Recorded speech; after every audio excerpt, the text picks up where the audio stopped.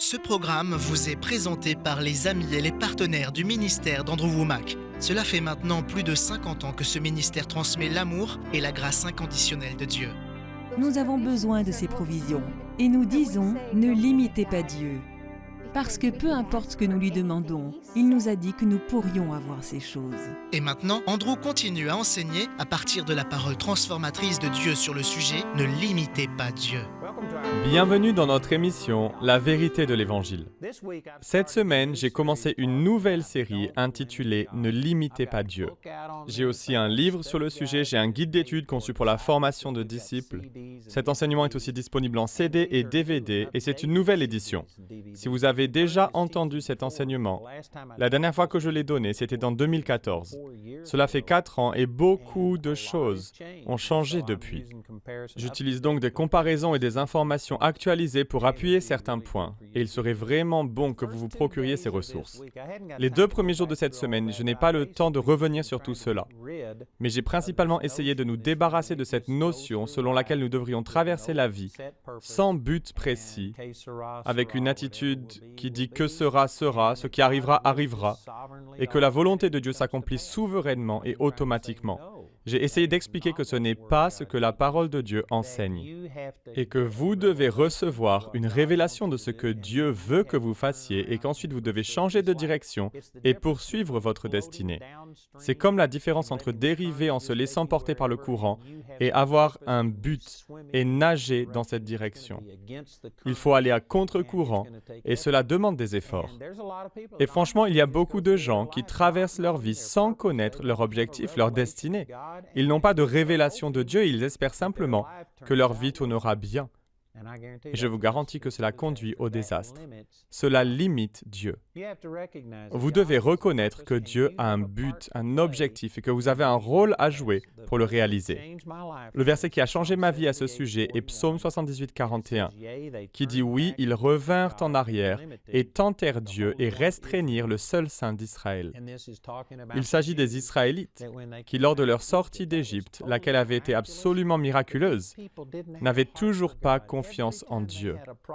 Chaque fois qu'ils avaient un problème, ils pensaient simplement que Dieu les avait amenés ici pour les faire périr.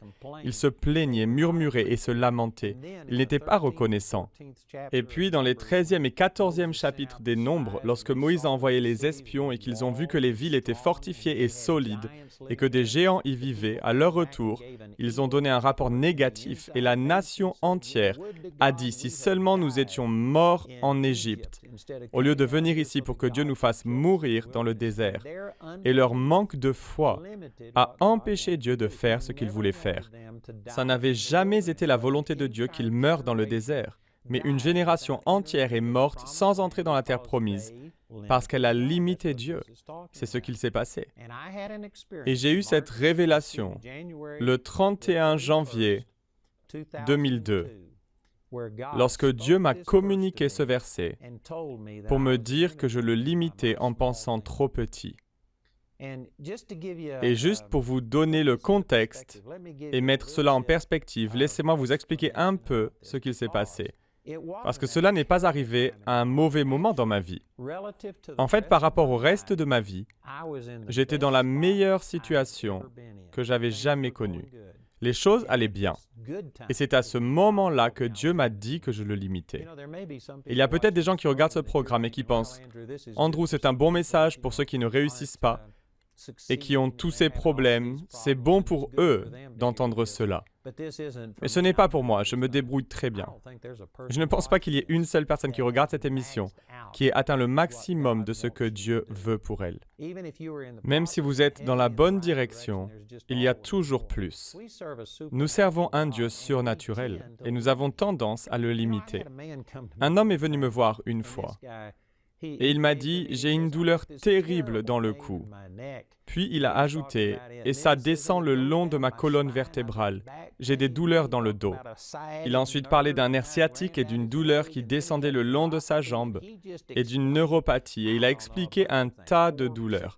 4 ou 6 choses de la tête aux pieds, toutes sortes de problèmes. Et alors que je l'écoutais, il m'a dit « Mais vous savez, le vrai problème, c'est ma douleur au cou. Si Dieu pouvait guérir mon cou, je pourrais vivre avec le reste. » Quand il a dit cela, je l'ai regardé et j'ai dit, « Je comprends ce que vous dites. Si nous demandions à Dieu de tout guérir, de votre cou jusqu'à vos pieds, les lumières du ciel pourraient en être affaiblies. Je ne suis pas sûr que Dieu puisse faire cela. En effet, c'est beaucoup demandé. Dieu n'a pas tout ce pouvoir. » Et ce type m'a regardé et m'a dit, « Ce que j'ai dit était plutôt stupide, n'est-ce pas ?» J'ai répondu, c'était vraiment stupide. J'ai ajouté, vous pensez que ce serait trop de demander à Dieu de guérir votre cou, votre dos, vos nerfs et vos pieds en même temps? Mais vous voyez, nous limitons Dieu comme cela. Nous nous disons, Dieu, je pourrais vivre avec tout ça. Par contre, j'ai vraiment besoin d'aide avec ce problème particulier. Pourquoi imposons-nous ces limites à Dieu? Dieu veut guérir toutes les parties de votre corps.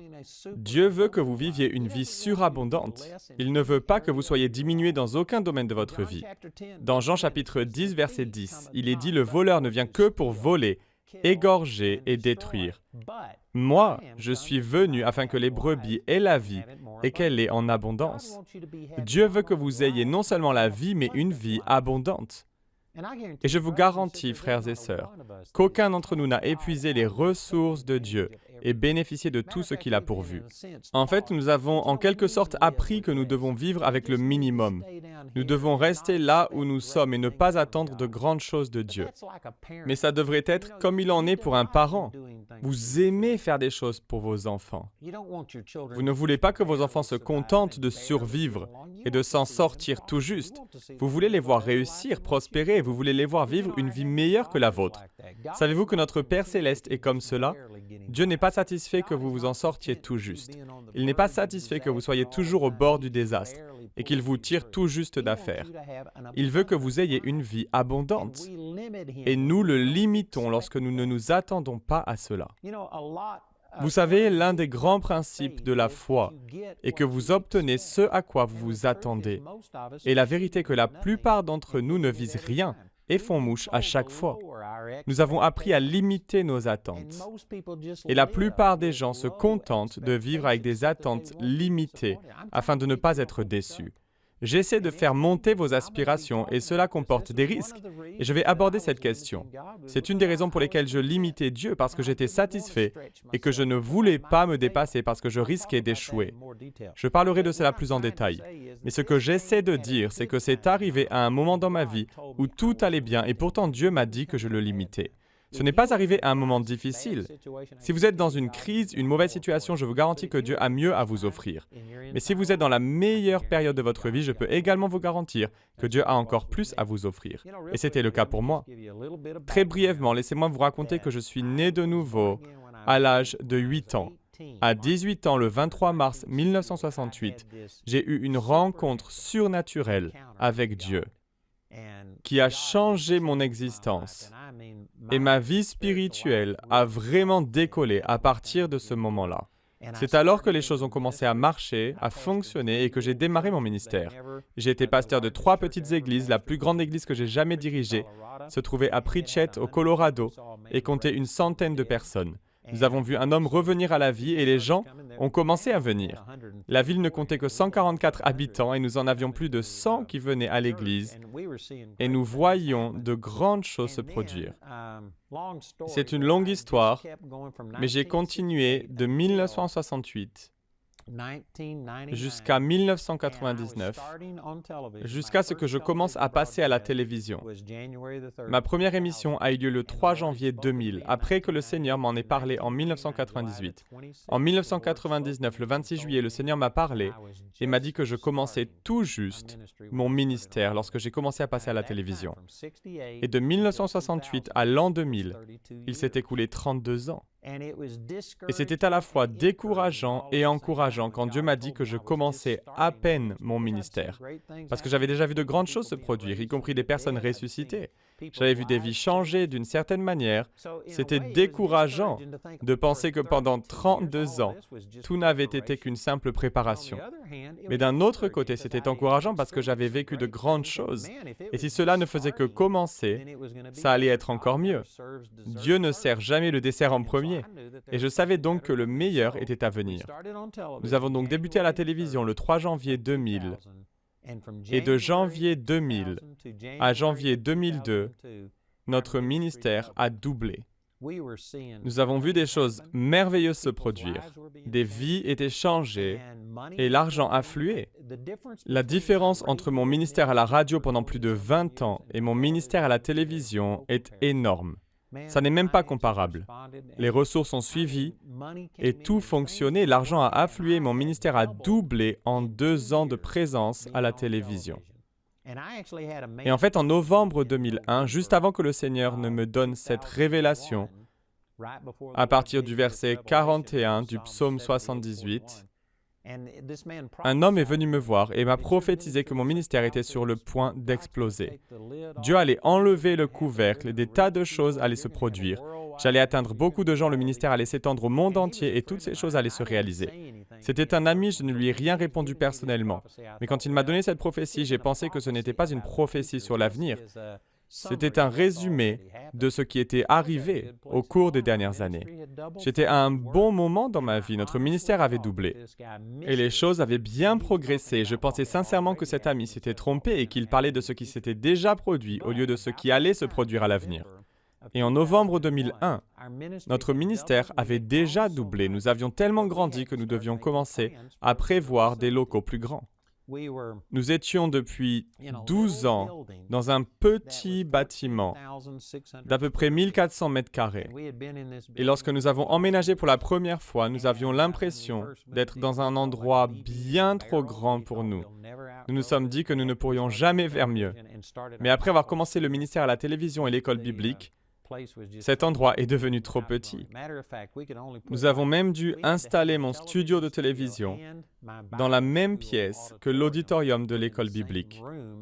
Et à cause de l'espace que prenait le plateau, nous ne pouvions y mettre qu'une centaine de personnes. Nous avons aussi dû convertir toutes les toilettes intérieures en toilettes pour femmes et nous avons installé des toilettes portables à l'extérieur pour les hommes qui devaient sortir en plein hiver au Colorado pour les utiliser. C'est dire à quel point nous étions à l'étroit. Il fallait vraiment faire quelque chose. Et nous avons commencé à chercher un nouveau bâtiment en novembre 2001. Et j'étais en déplacement et pendant que j'étais parti, Jamie a visité quelques bâtiments avec un agent immobilier.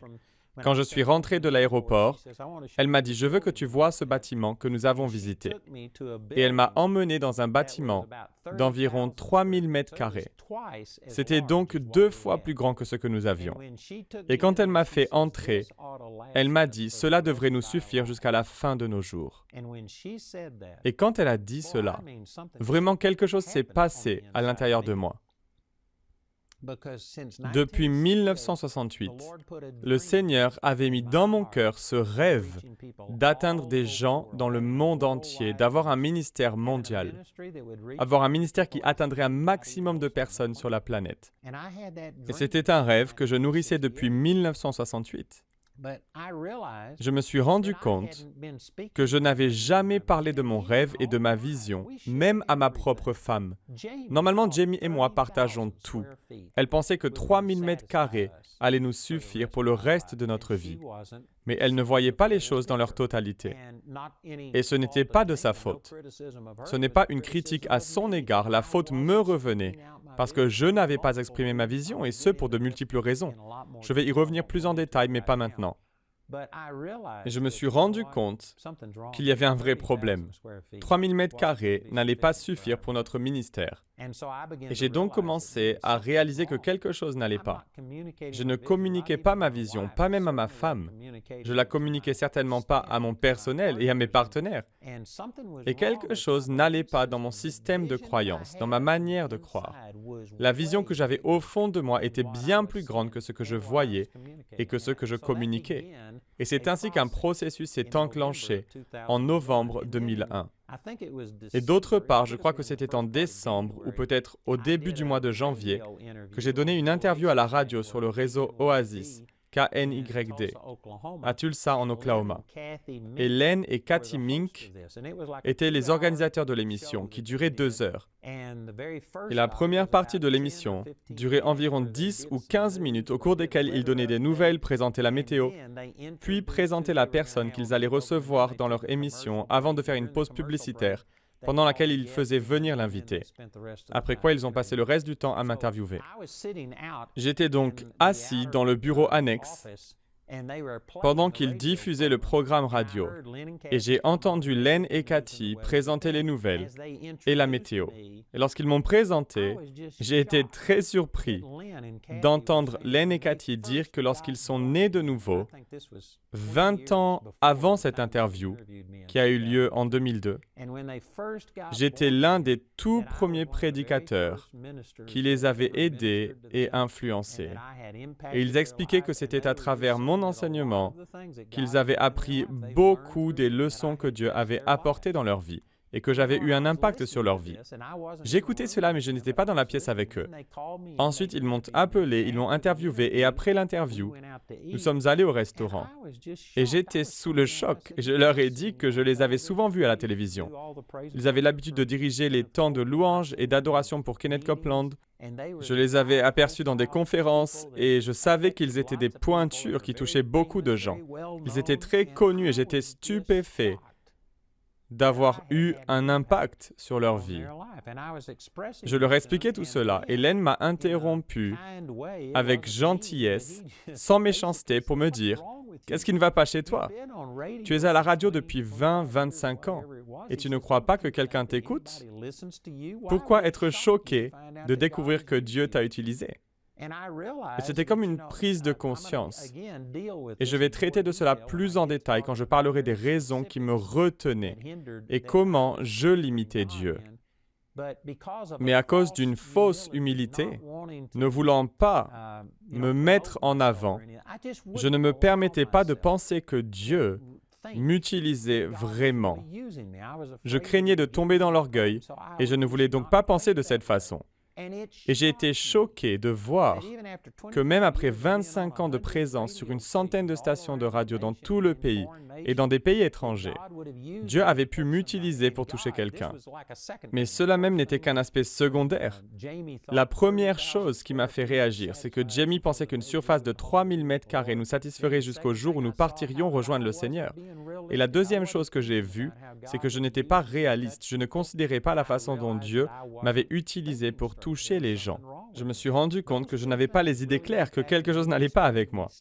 Et ces deux faits ont vraiment eu un impact sur moi. J'ai commencé à étudier la parole et le 31 janvier 2002, lors d'une conférence pour serviteurs de Dieu à Buena Vista dans le Colorado, alors que je rendais visite à un ami et que je partageais toutes ces choses, ce verset 41 du psaume 78 a explosé en moi. Oui, ils revinrent en arrière et tentèrent Dieu et restreignirent le seul Saint d'Israël. J'ai alors réalisé combien ma pensée était limitée. J'avais en moi la révélation que Dieu allait agrandir ce ministère, qu'il allait toucher des gens dans le monde entier et ainsi de suite. Je savais que cela devait arriver, mais je l'avais juste repoussé dans le futur. Je n'y avais pas vraiment fait face, je ne m'étais pas permis de le voir se réaliser en moi. J'étais choqué de penser que j'avais réellement eu un impact et touché beaucoup de gens. Et toutes ces choses ont finalement convergé et le Seigneur m'a parlé et m'a dit « Andrew, tu limites ce que je peux faire à travers toi à cause de tes petites pensées, de la petitesse de tes pensées. » Et je vous le dis, cela a changé ma vie. Après cela, je suis resté éveillé une bonne partie de la nuit. J'avais du mal à dormir. J'étais tellement excité en réalisant que les plans de Dieu étaient énormes et que je les limitais. Et j'ai pris la décision de ne plus faire cela.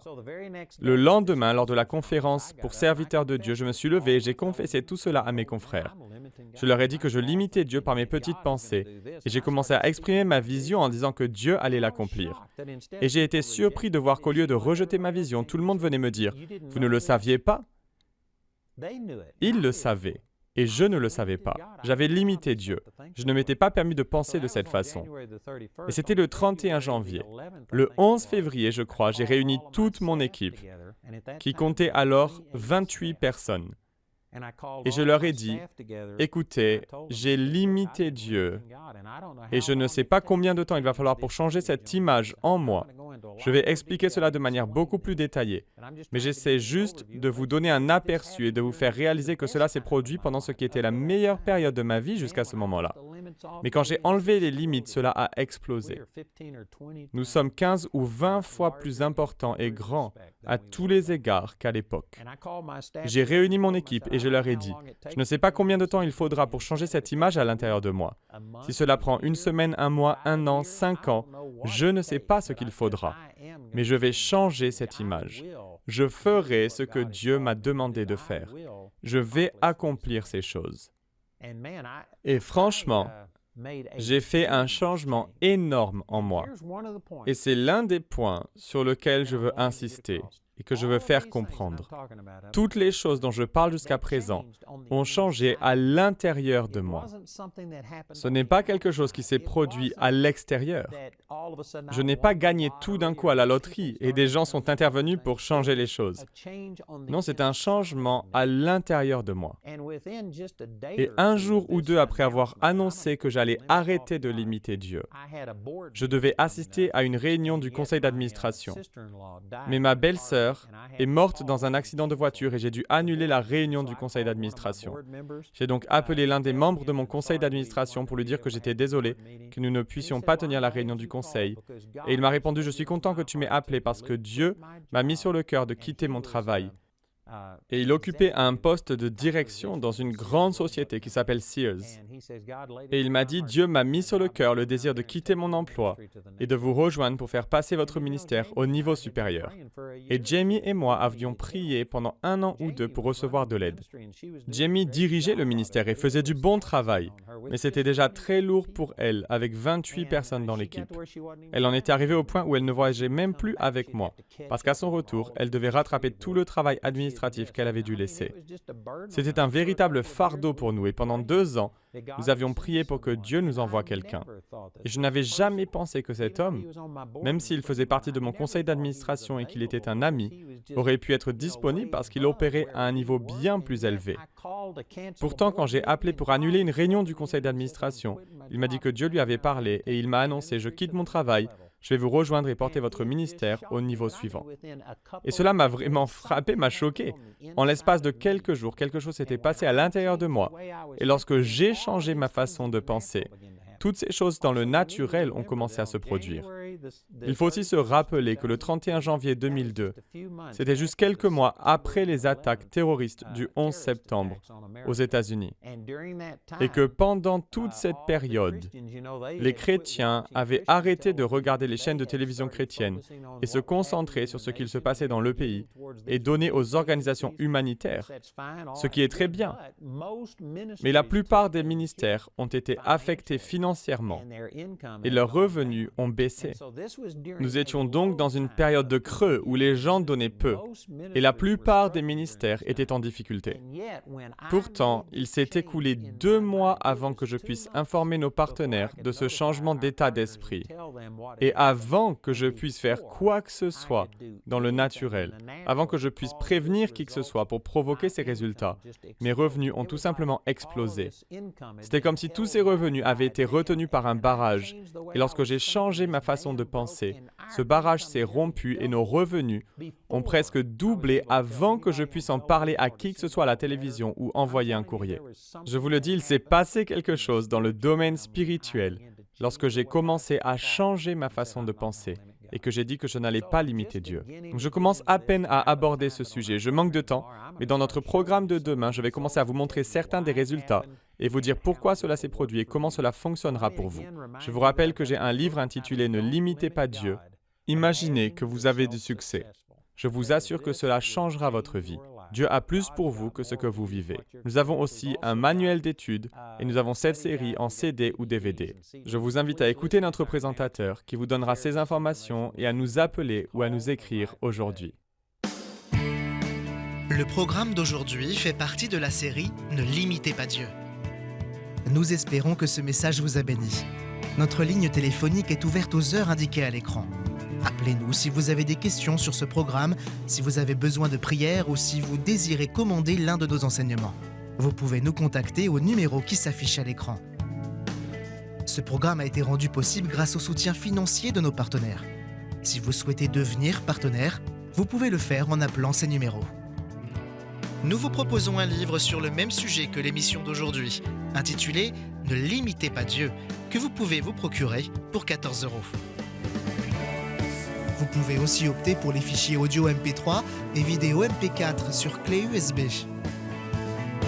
Les 20 émissions de cette série sont disponibles en DVD pour 22 €.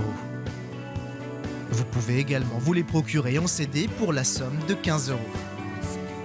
Si vous commandez les 2 albums, CD et DVD de manière simultanée, le prix de l'ensemble baisse à 30 €.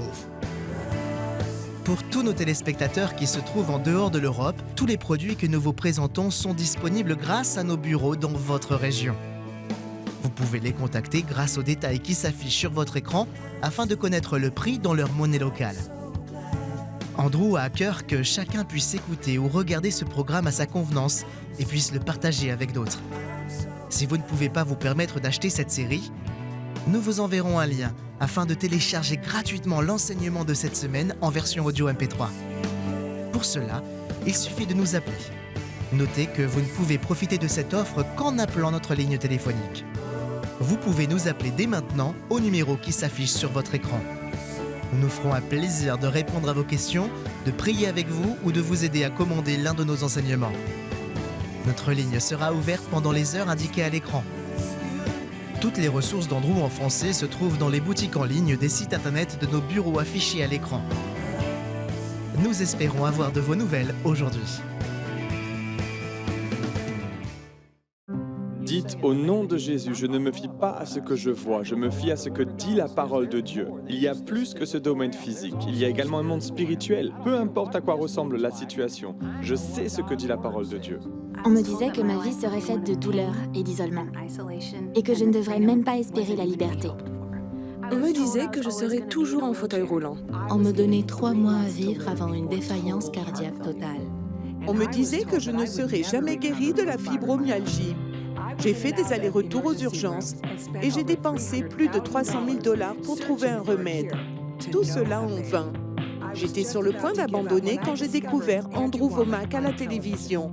Et Andrew m'a montré, pour la première fois, que par les meurtrissures de Jésus, j'étais déjà guérie. En quelques semaines, j'ai reçu ma guérison après avoir écouté tous les enseignements qui sont disponibles en ligne. Et aujourd'hui, 10 ans plus tard, je marche toujours dans ma guérison. Et je ne suis pas la seule dans ce cas. J'ai été guérie de la fibromyalgie et des maladies environnementales. J'ai été guérie de la maladie de Lyme. J'ai été guérie d'un lupus et d'une insuffisance cardiaque. C'est grâce à des personnes comme vous qui êtes devenus partenaires du ministère d'Andrew Wommack que nous avons chacun pu retrouver nos vies. Les mots ne sauraient exprimer notre reconnaissance pour votre générosité, mais il y a encore des millions de personnes qui recherchent cette vérité qui libère. Pourriez-vous nous aider à leur transmettre ce message? Vous pouvez atteindre des gens comme moi, qui sont enfermés chez eux et qui ne sont pas conscients de la plénitude de ce que dit l'Évangile, à savoir que nous pouvons être libérés de tout ce que l'ennemi essaie de mettre sur nos vies. Je ne serai plus de ce monde sans ce ministère. Et je vous encourage vraiment à devenir un partenaire aujourd'hui. Pourquoi ne pas devenir partenaire du ministère d'Andrew Wommack? Faites-le dès aujourd'hui. Pour nous aider à conduire plus de personnes vers la liberté, devenez partenaire en visitant notre site web dès aujourd'hui. Retrouvez-nous la prochaine fois pour plus de la parole de Dieu dans la vérité de l'Évangile.